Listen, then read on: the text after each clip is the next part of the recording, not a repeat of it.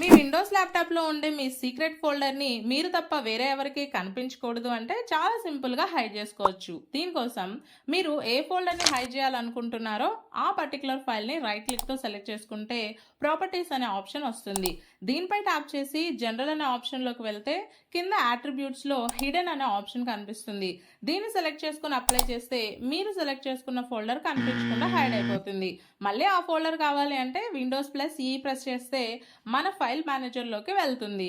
ఇక్కడ టాప్లో వ్యూ అనే ఆప్షన్పై ట్యాప్ చేసి షో అనే దానిపై ట్యాప్ చేస్తే హిడెన్ ఐటమ్స్ అని ఒక ఆప్షన్ ఉంటుంది. దీన్ని ఆఫ్ చేసుకుంటే హైడ్ చేసిన ఫోల్డర్ ఈ విధంగా కనిపిస్తుంది. ఇప్పుడు మళ్ళీ ఈ ఫోల్డర్లో ప్రాపర్టీస్లో జనరల్ ఆప్షన్స్లోకి వెళ్ళి హిడెన్ అనేది ఆఫ్ చేసుకుని ఓకే చేసుకుంటే సరిపోతుంది.